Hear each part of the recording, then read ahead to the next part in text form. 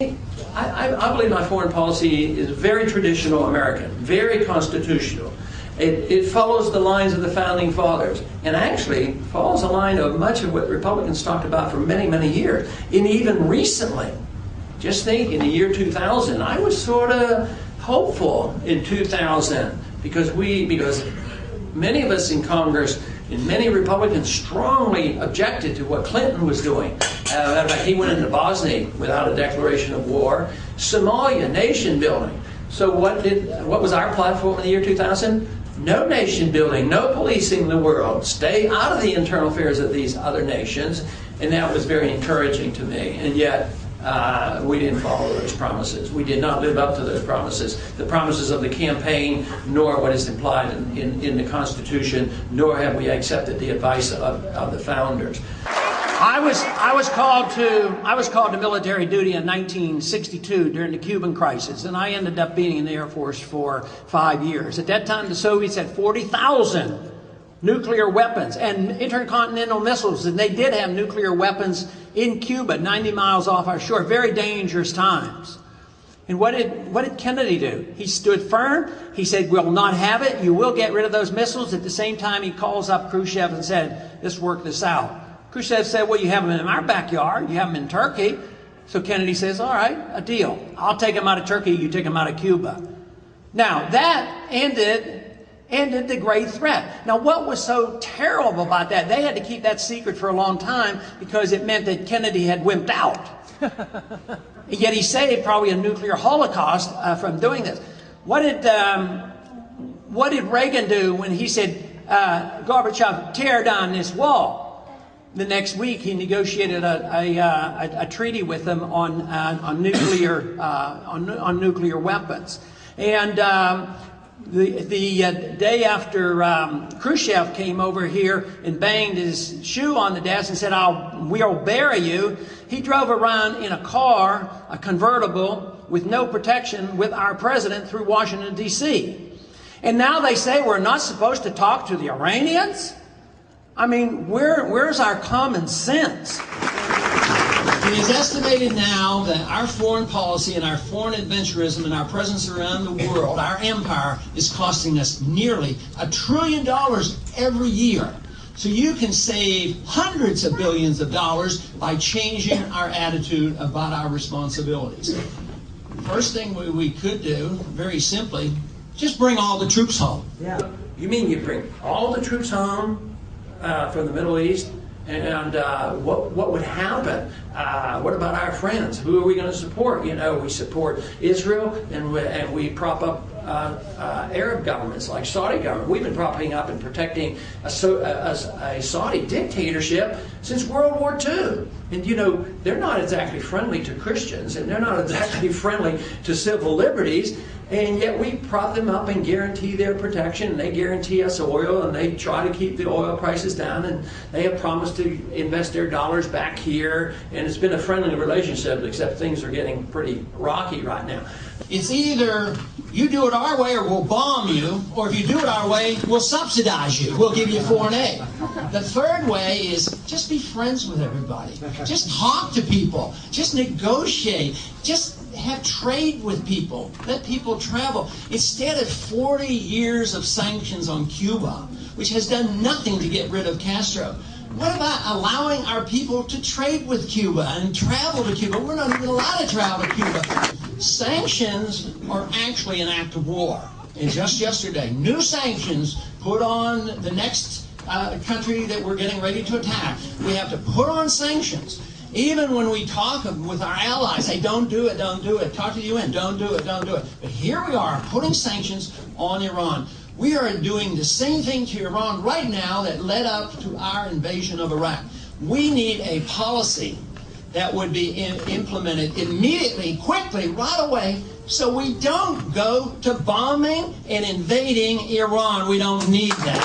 I don't have to take a position, you know, on what people do, but divestiture is, I think it's a great way to implement policy, because it's not through force, it's not through the government, it's not through intimidation, it's not through sanctions, it's not through subsidies. And it's private, and people say that if they're doing the wrong thing, put pressure on them.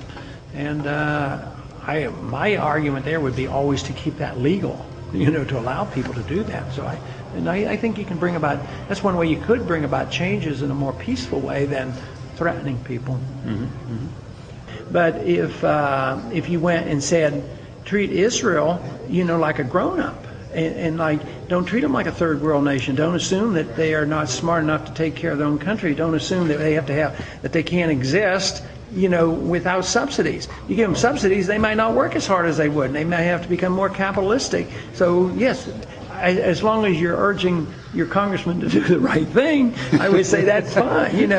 Take away. At the same time, it isn't one-sided.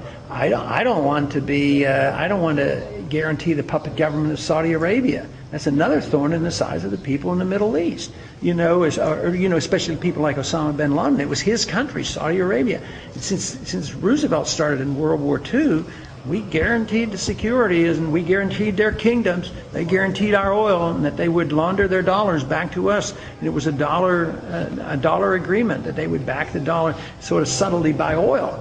We'll protect you. You sell us the oil, keep the oil price down, and that's worked for a long time. But it's coming to an end. Nobody talks about Colombia. It's amazing. And billions of dollars are spent down there, and there was some skirmish down there the other day, and I thought to myself, there was some shooting and killing. I said, that's us. It's our weapons, and we're supporting one faction. They killed insurgents. One's insurgents, the other one's somebody else's freedom fighter. It was our money that was involved there. But those are the kind of people who influence foreign policy in a negative way. So. Well, then let's say you win. What's your first action as president? First action? First action. Where you have the most authority is on your commander-in-chief of the military, not commander-in-chief of the people. You're commander-in-chief of the military, and you can design foreign policy, and you could change the world within weeks about just changing attitudes, saying that we're backing our Navy off, removing the sanctions on Iran. We'll talk to you. We've talked to the Soviets.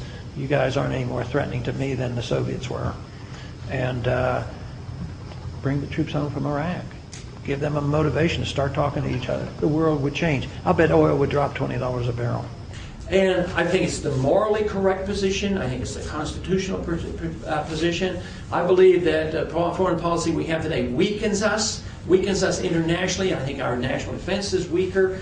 And if we understand the motivation behind those who would be willing to commit suicide and kill us here, we realize that occupation of foreign countries, foreign Muslim country, Arab country, is a strong motivation. But we can't get hysterical about it and think that the war against terrorism is perpetual and they're pervasive and they're around every single corner and that we are willing to sacrifice our liberties. Now we're at a point where the sacrifice of our liberties is a greater threat to us than worrying about the next terrorist attack. But we have to understand motivation. There is no evidence whatsoever that they come and they want to kill us because we're rich and free. That is not the reason whatsoever. The evidence is overwhelming that it's occupation that counts. I think we treat Israel like a third world country and that they're not capable of taking care of themselves. We as American taxpayers are obligated to send them $3 to $4 billion every year. Well, why is that? I mean, they're wealthy and they're capable, but they have less incentive to take care of themselves. If we tax our people further in putting us into debt, I mean, they could very easily take care of themselves. Besides, Israel is powerful. They're not going to be attacked by Iran. Let me tell you that. That is not going to happen. Whether Iran does not have a nuclear weapon. The argument is, will they have it in 2 years, 4 years, or 10 years?